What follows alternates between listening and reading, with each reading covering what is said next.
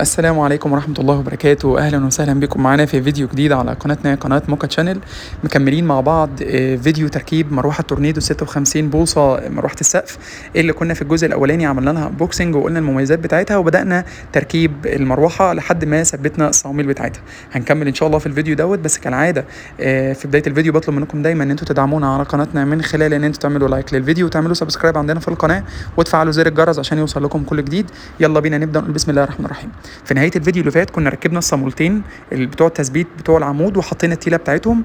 دلوقتي بنعمل حركه كده لطيفه، يعني ممكن ما نعملهاش بس انا دي امان لينا بس مش اكتر، وهي ان انا بجيب الاسلاك بتاعه المروحه وببدا ان انا اقفل عليها تاني بشكرتون عشان اتاكد ان انا عزلتها 100%، وان مع ارتفاع درجه الحراره اكون مامن تمام التمام على الكابلات اللي بتبقى خارجه من العمود زي ما حضراتكم شايفين كده بالظبط.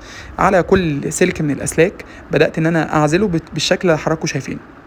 ثبت المسامير بتاعتي، وفي مسمار كمان خاص بالتيله ثبتناه برضو في المكان بتاعه وحطينا المسمار وثبتناه تمام، ما كانش فيه اي مشكله.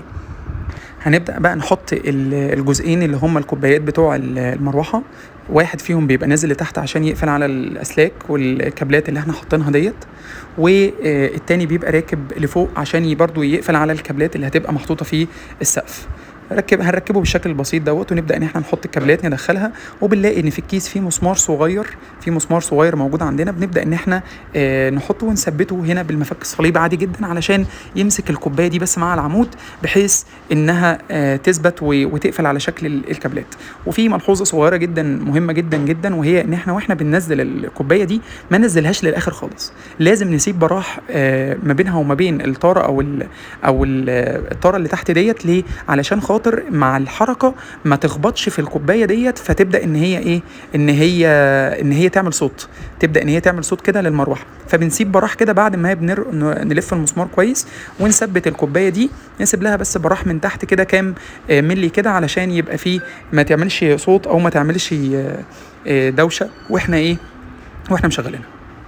شايفين حضراتكم ثبتها واديني اهو سايب براح من تحت كده للطاره بتاعه المروحه. خلاص ركبنا الكوبايه، والكوبايه التانية بنحطها بس كده على ما نبدا نثبتها ان شاء الله. لما نثبت المروحه في السقف نبدا برضو نربط الكوبايه اللي فوق دي على الكابلات اللي بتبقى موجوده في السقف عشان برضو تحميها. نيجي بقى للجزئيه اللي بعد كده، وهي جزئيه الريش بتاعه المروحه. 3 ريش الموجودين بنبدا ان احنا نفك المسامير الموجوده ديت عندنا بمفتاح 10، وهي معموله من فوق ان احنا ممكن نعملها بمفك صليبه، بس المفك الصليبه ما بيربطهاش للاخر، فلازم نربط ونأكد ان احنا ربطناها عن طريق مفتاح 10. القطعه اللي احنا شايفينها، الورقه اللي موجوده دي مهمه جدا، ما حدش يرميها يا جماعه. الورقه دي بتتحط زي ما هي، وبتتحط ما بين الريشه وما بين السطح بتاع المروحه نفسه، علشان زي ما حضراتكم شايفين كده لازم تبقى بالشكل ده. ليه بنعملها بنحطها؟ علشان خاطر دي برضو بتقلل من الاحتكاك بتاع الريش فما تعملش صوت. احنا كل ده بنعمله علشان نخلي تقريبا الصوت صفر، ما يبقاش فيه صوت خالص للمروحه. فهنبدا ان احنا نحط المسامير، بيبقى لكل ريشه مسمارين بنثبتهم، بنحط كده المسمارين احنا وبنعديهم بس من الفتحات بتاعتهم، ونبدا ان احنا نثبتهم في مكانهم مع الورق اللي موجوده ديت. نثبتها في المسامير ونبدا نحط المسامير بتاعتنا ونربط عليها بمفتاح 10. هوري حضراتكم كده من خلال الفيديو. شايفين حضراتكم اهو، وهبدا اجيب المفتاح 10 وابدا اربط بالشكل اللي حضراتكم شايفينه دوت. هنربط الثلاث ريش بنفس الطريقه للمروحه، بنفس الطريقه اللي احنا عملناهم دي كده، وهوري لحضراتكم الشكل دلوقتي بعد ما ربطنا بقى الثلاث ريش عشان بس وقت الفيديو. بعد ما خلصنا الثلاث ريش وركبناهم بنفس الشكل ده، بقى الشكل النهائي اهو. المروحه بقت تمام التمام، ركبناها وكده خلاص. احنا كده خلصنا الحمد لله. اتاكدنا ان في فراغ اهو ما بين الكوبايه والطاره بحيث المروحه وهي بتلف ما يبقاش فيها اي مشكله خالص. وبعد كده خلاص احنا كده دلوقتي على الوضع بتاع التثبيت بتاع المروحه في السقف، ونتاكد ان احنا بس قفلنا على الصواميل كويس جدا.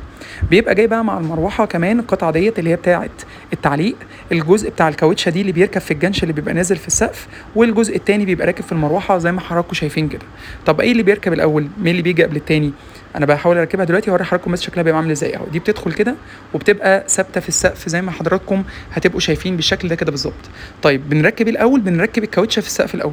يعني القطعه دي، القطعه الستانلس دي بتركب الاول في السقف وبعد كده نعلق فيها المروحه، هوريها لحضراتكم.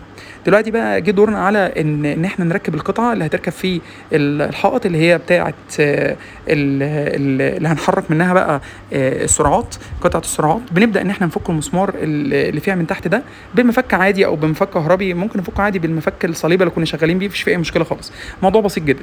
انا جايب وصله من الكهرباء، عامل فيشتين زي ما حضراتكم شايفين كده في الفيديو، والفيشتين الوصلتين دول هركبهم بالوصلتين الراكبين في المفتاح عندي، وانا هبقى مثبت المروحه عندي على زرار. انا عاوز اخلي افتح واقفل المروحه عن طريق زرار من الزراير اللي موجوده عندي ديت، فعشان كده عملت التوصيله اللي حضراتكم شايفينها اللي لونها اصفر وابيض ديت.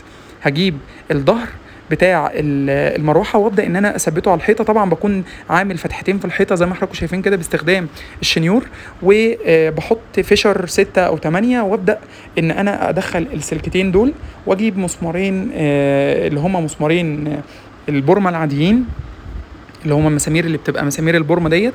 بنبدا ان احنا نجيبهم ونثبتهم في الفيشر بطريقه سهله جدا. شوفوا حضراتكم كده معايا، الموضوع بسيط خالص. عشان بس نثبت اهو، ادي مسمار اهو من المسامير، وببدا ان انا اثبت المسمارين بتوعي وابدا ان انا اربطهم عشان اثبت الظهر بتاع العلبه بتاعه المروحه اللي هيبقى ثابت في الحيطه.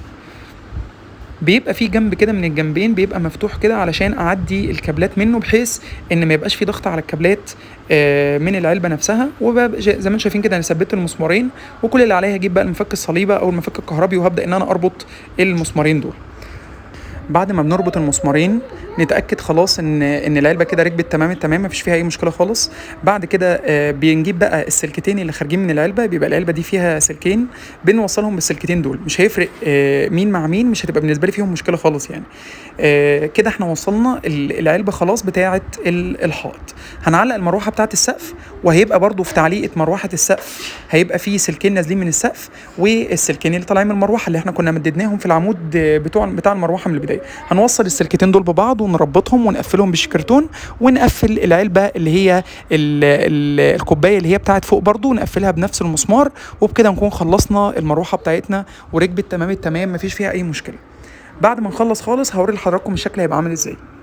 شفت حضراتكم كده بعد ما ركبنا الاسلاك، ركبنا الكابلين اللي طالعين من المفتاح على الكابلين اللي جايين من العلبه ديت، ووصلناهم مع بعض ولحمناهم. وبعد كده ركبنا الجزء الخارجي وربطنا المسمار بتاع المروحه من تحت، وركبنا مروحه السقف فوق زي ما احنا شايفين كده، علقناها وربطنا الجزء العلوي فيها اللي هو الجزء البلاستيك اللي فوق ده، ركبناه وربطنا المسمار بتاعه. بنركب الحامل بتاع المروحه في الجنش، وبعد كده بنروح مربطين الكابلين، بيبقى نازل من السقف سلكتين، بنربطهم بالسلكتين اللي طالعين من المروحه، وبعد كده نربطهم مع بعض ونلحمهم. يعني ايه؟ يعني نحط عليهم شكرتون او لزق اللي هو لزق الكهرباء، وبعد كده بنطلع القطعه البلاستيكيه اللي تحت دي ونربطها بالمسمار. الموضوع سهل وبسيط جدا، يعني مش محتاج اي حاجه خالص. الموضوع سهل وبسيط جدا جدا، وزي ما انتم شايفين ما شاء الله مروحه شغاله ممتازه وشغاله من غير صوت، وحاجه كويسه جدا ما شاء الله. وبكده نكون وصلنا لنهايه الفيديو بتاعنا النهارده. اتمنى من ربنا سبحانه وتعالى ان احنا دايما بنحاول نقدم محتوى يكون كويس عندنا في القناه، وكالعاده بطلب منكم دايما في نهايه الفيديو ان انتوا تعملوا لنا لايك للفيديو وتعملوا سبسكرايب عندنا في القناه وتفعلوا زر الجرس عشان يوصل لكم كل الفيديوهات الجديده. واشوفكم ان شاء الله في فيديو جديد، والسلام عليكم ورحمه الله وبركاته.